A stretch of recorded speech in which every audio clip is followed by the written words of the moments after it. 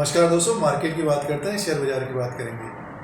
PSU bank की बात करते हैं। स्टॉक प्राइस 69 में है। मार्केट में तेज़ी बनी हुई है। चौथी तिमाही के नतीजे आ रहे हैं, फोर्थ क्वार्टर के नंबर्स आ रहे हैं। इस बैंक के भी नंबर्स आने वाले हैं। कुछ मित्रगण, सब्सक्राइबर, दोस्त, फ्रेंड्स इस बैंक के बारे में जानकारी लेना चाह रहे हैं कि स्टॉक प्राइस आगे क्या रह सकता है।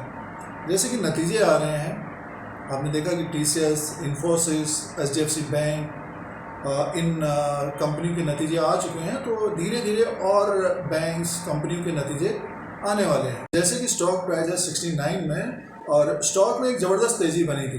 2022 में एक ज़बरदस्त तेज़ी बनी थी। 96 रुपीज़ तक गया था, 100 रुपीज़ को क्रॉस नहीं कर पाया। और पीएसयू बैंकों में एक तरह से तेज़ी रही है, जैसे कि एसबीआई है, कैनरा बैंक है, बैंक ऑफ बड़ौदा है। और इस बैंक का नाम है union bank of India, UBI. Brokerage houses का जो अनुमान है उसकी बात करेंगे। रेवेन्यू, इंटरेस्ट इनकम और प्रॉफिट क्या रह सकता है, तो एक आइडिया लग जाएगा। अगर इसी के मुताबिक जो एस्टिमेट है उससे अच्छा रहेगा तो स्टॉक में एक बड़ी तेज़ी देखने को मिल सकती है, और उसी के आसपास रहेगा तब भी तेज़ी देखने को मिल सकती है। जैसे कि बाजार में इस वक्त देखिए तेज़ी बनी हुई है। अप्रैल के महीने में शेयर बाजार ऊपर की तरफ था। मार्च में एक तरह से गिरावट की बात चल रही थी। 16,800 से बढ़कर अब 17,800 तक पहुंच गया है। 1,000 पॉइंट की तेज़ी आ चुकी है। तो थोड़ा बहुत मुनाफा वसूली देखने को मिल सकता है। बट ये है कि तेज़ी आई है, और जिस कंपनी के, बैंक के नतीजे अच्छे होंगे तो उन शेयरों में तेज़ी देखने को मिलेगी। देखिए, फिलहाल यूनियन बैंक ऑफ इंडिया की बात कर रहे हैं, और इसका जो ब्रोकरेज हाउसेस का अनुमान है चौथी तिमाही में, ब्रोकरेज हाउसेस का जो अनुमान है इसमें फोर्थ क्वार्टर में जनवरी से मार्च 2023 तक जो अर्निंग का एस्टिमेट है ब्रोकरेज हाउसेस का, और देखिए नेट प्रॉफिट रह सकता है 2,502 करोड़ का रह सकता है। 2,502 करोड़ का नेट प्रॉफिट रह सकता है, और सालाना 73% ग्रोथ रह सकती है।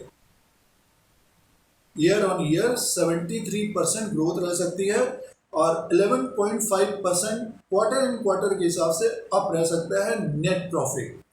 यानी दिसंबर के हिसाब से जो दिसंबर में प्रॉफिट था बैंक का, उससे 11% अप रह सकता है। 11 या 12 मान के चलिए, ये ब्रोकरेज हाउसेस का अनुमान है, एस्टिमेट है।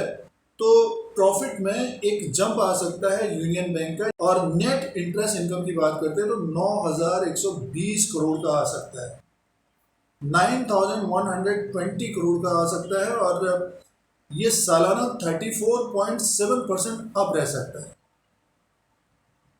34.7% अप रह सकता है, और 5.7% क्वार्टर इन क्वार्टर के हिसाब से अप रह सकता है। तो ये एस्टिमेट है। अगर एस्टिमेट से ज़्यादा नंबर्स आते हैं तो स्टॉक में एक ज़बरदस्त तेज़ी देखने को मिल सकती है। और ये जो ब्रोकरेज हाउसेस का अनुमान है मोतीलाल ओसवाल का है, तो नेट प्रॉफिट में ज़बरदस्त उछाल आ सकता है यूनियन बैंक का, 2,502 करोड़ का आ सकता है, और नेट इंटरेस्ट इनकम 9,120 करोड़ का आ सकता है। अब इसमें ये देखना पड़ेगा कि प्रावधान क्या होता है। ग्रॉस एनपीए और नेट एनपीए जो पिछले कुछ समय से लगातार कम हो रहे हैं, उसमें भी कमी आती है तो स्टॉक में एक अच्छी तेज़ी देखने को मिल सकती है। ये अनुमान है, और इस तरह के नतीजे आ सकते हैं। अभी तक जो नतीजे आए हैं तो एचडीएफसी बैंक, अगर हम बैंकिंग की बात करते हैं तो एचडीएफसी बैंक के आए हैं, तो सालाना तो उसमें भी ग्रोथ है। तो अगर इस तरह के नंबर आते हैं जो एस्टिमेट है, तो ज़बरदस्त तेज़ी स्टॉक में देखने को मिल सकती है। और थोड़ा बहुत अगर कम भी होगा तो स्टॉक वैसे भी गिरावट में है।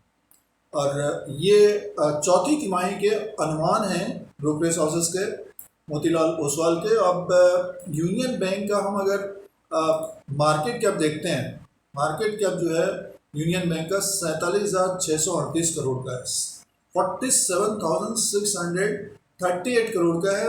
फेस वैल्यू 10 रुपीज़ का है। बुक वैल्यू पर शेयर है 96 का। अंडर वैल्यू स्टॉक है ये, बुक वैल्यू 96 का है, स्टॉक प्राइस है 69 का। तो जैसे कि मार्केट में तेज़ी है, अगर तेज़ी रहेगी तो स्टॉक में तेज़ी देखने को मिल सकती है। और डिविडेंड यील्ड 2.73, तो इस क्वार्टर में डिविडेंड का भी अनाउंसमेंट हो सकता है। यूनियन बैंक के द्वारा इस क्वार्टर में डिविडेंड का भी अनाउंसमेंट हो सकता है। डिविडेंड यील्ड 2.73 का है। तो मान के चलिए कि एक अच्छा खासा डिविडेंड आ सकता है यूनियन बैंक के द्वारा। तो बुक वैल्यू 96 का है और स्टॉक प्राइस 69 का है। तो एक पोटेंशियल है स्टॉक में तेजी होने में, बट ये है कि ये ट्रेडिंग डेट के लिए नहीं, जिनका निवेश है। और 3 साल का रिटर्न 145% का है।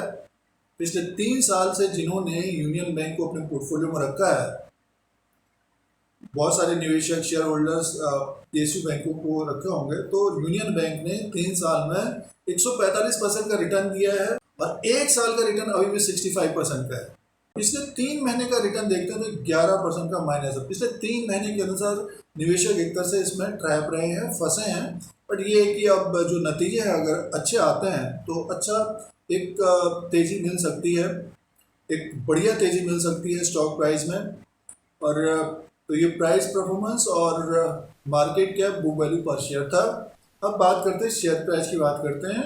96 का इसका 52 वीक हाई है 96 रुपया 40 पैसे का और 52 वीक लो है 33 रुपया 50 पैसे का। इस वक्त स्टॉक प्राइस है 69 में और पूरे साल भर के अनुसार देखते हैं तो 65 और 68% का रिटर्न भी है।